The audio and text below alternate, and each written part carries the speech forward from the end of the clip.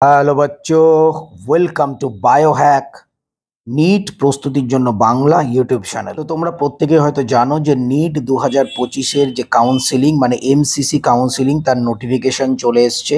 Counselling start হচ্ছে 21শে জুলাই থেকে।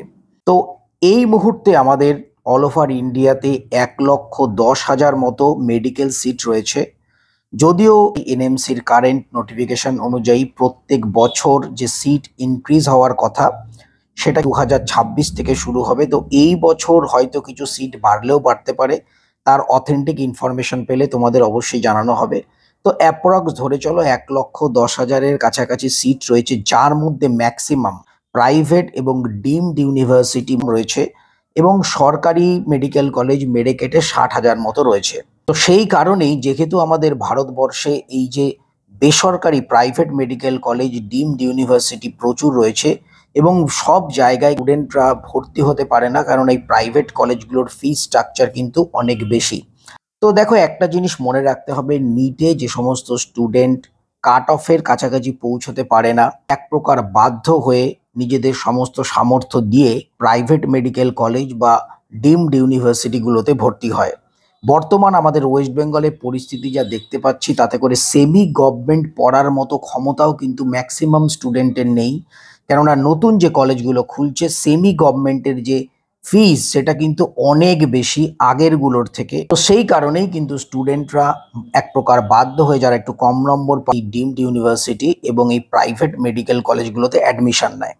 তো সেই কারণেই এনএমসির যে গাইডলাইন অনুযায়ী বা এনএমসির নোটিশ অনুযায়ী যে সমস্ত প্রাইভেট মেডিকেল কলেজ রয়েছে সেমি গভর্নমেন্ট সিটের ক্ষেত্রে প্রযোজ্য হবে এবং যে সমস্ত ডিমড ইউনিভার্সিটি রয়েছে তাদের উদ্দেশ্যে কিন্তু এনএমসি স্পষ্ট কথা বলে দিয়েছে যে যেহেতু কিছুদিন আগেই সুপ্রিম কোর্ট একটা ভার্ডিক্ট দিয়েছে, সেটা উল্লেখ করে তোমরা এনএমসির যে অফিসিয়াল নোটিফিকেশন সেটা দেখতে পাচ্ছ পাশে 4 পাতার নোটিফিকেশন রয়েছে। মেন পয়েন্টগুলো হাইলাইট করছি।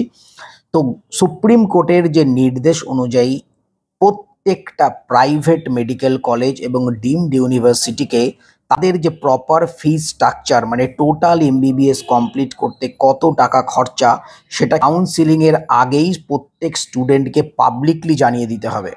তোমরা যদি বিভিন্ন মেডিকেল কলেজ বা ডিমড ইউনিভার্সিটি অথবা সেমি গভর্নমেন্টের ক্ষেত্রেও যদি ওয়েবসাইটে যাও, সেখানে যে ফিসটা লেখা থাকে সেটা কিন্তু শুধুমাত্র tuition fee. Private medical college এবং ডিমড ইউনিভার্সিটির ক্ষেত্রে দেখা যাচ্ছে যে তোমাদের হোস্টেলটা কম্পালসারি, কিছু কিছু ক্ষেত্রে হোস্টেলটা কম্পালসারি নয়।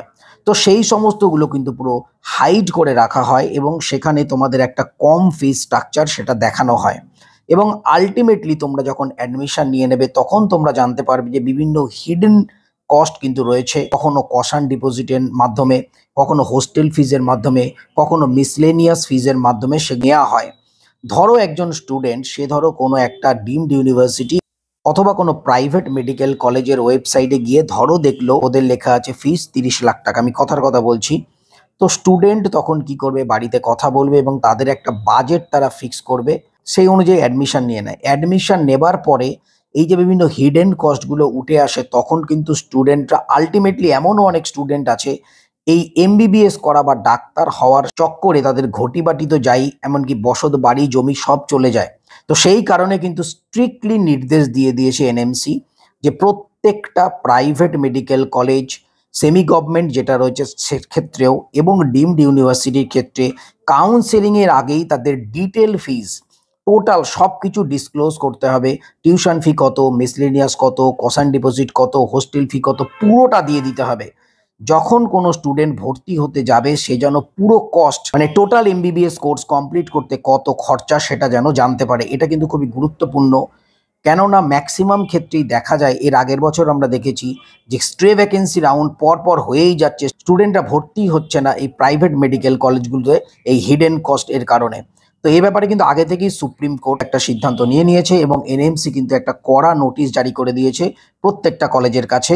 তো তারা আর কিছু লুকিয়ে রাখতে পারবে না, সবকিছু ওপেনলি জানাতে হবে কাউন্সেলিং এর আগে। এটা হলো একটা পয়েন্ট। 2 নম্বর পয়েন্ট, যেটা বিভিন্ন বেসরকারি মেডিকেল কলেজ এবং ডিমড ইউনিভার্সিটি তারা যখন ইন্টার্নশিপ করায় স্টুডেন্টদের, তারা একটা স্টাইপেন্ড অনেক ক্ষেত্রে দেয়, অনেক ক্ষেত্রে দেয় না।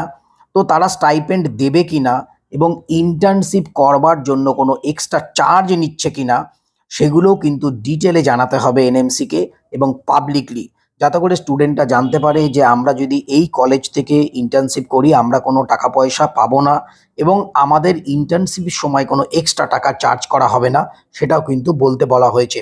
3 নম্বর পয়েন্টে এনএমসি একটা গুগল ফর্ম দিয়েছে। সেই গুগল ফর্মে প্রত্যেকটা যে কলেজ মানে বেসরকারি মেডিকেল কলেজ বলো, ডিমড ইউনিভার্সিটি বলো, তারা ডিটেলসে তাদের কতগুলো সিট রয়েছে, কতগুলো ভ্যাকেন্সি রয়েছে, তাদের টোটাল খরচা, প্লাস তাদের এই যে ইন্টার্নশিপ করবার সময় কোনো টাকা দিতে হবে কিনা বা ইন্টার্নশিপে কত টাকা তারা প্রোভাইড করবে স্টুডেন্টদের স্টাইপেন্ড হিসেবে, এই সবগুলো কিন্তু ডিটেলে আপলোড করতে বলা হয়েছে।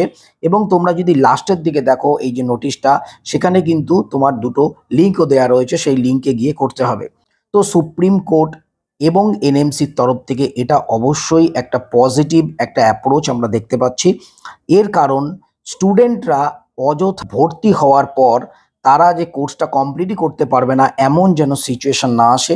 তারা যখন কোনো বেসরকারি মেডিকেল কলেজ বা ডিমড ইউনিভার্সিটিতে পড়বে, তাদের কাছে যেন টোটাল কত খরচা হবে একটা স্পষ্ট ইঙ্গিত থাকে, একটা স্পষ্ট তারা যেন দেখতে পারে যে এই কলেজে পড়লে আমাদের এত খরচা হবে।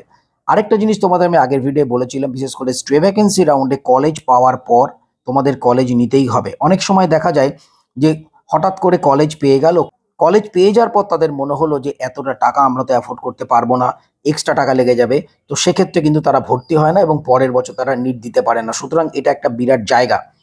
এছাড়াও এনএমসি যে সমস্ত কলেজগুলো এই নির্দেশ মানবে না তাদের জন্য কিছু শাস্তিমূলক ব্যবস্থা বা কিছু অ্যাকশন নেওয়ার কথাও কিন্তু বলেছে নোটিশে, যে তারা যদি এই নিয়মগুলো না মানে বা প্রপারভাবে তাদের যে টোটাল যে ফিজ সেটা ডিসক্লোজ না করে সবার সামনে, সেক্ষেত্রে তাদের বিরুদ্ধে প্রথমে একটা শোকজ নোটিশ দেওয়া যেতে পারে, ফাইন্যান্সিয়াল পেনাল্টি বা হিউজ অ্যামাউন্টের টাকা জরিমানা হিসেবে এনএমসি আদায় করতে পারে। এছাড়াও একটা সার্টেন যে পিরিয়ড, সেই সার্টেন পিরিয়ডের জন্য রিকগনিশন সেটাকে ক্যান্সেল করতে পারে এবং তারা যে সাসপেনশন অফ অ্যাডমিশন মানে স্টুডেন্ট ভর্তি এটাও কিন্তু বন্ধ করে দিতে পারে। তো যাই হোক, এটা একটা অবশ্যই পজিটিভ পদক্ষেপ আমরা দেখতে পাচ্ছি, বিশেষ করে যারা প্রাইভেট এবং ডিমড ইউনিভার্সিটিতে পড়তে চলেছে বা পড়বে বলে মনে করছে তাদের জন্য। তো সবাই খুব ভালো থেকো, মন দিয়ে পড়াশোনা করো, চ্যানেলটা সাবস্ক্রাইব করে রাখো নিট রিলেটেড ইনফরমেশনের জন্য। টাটা।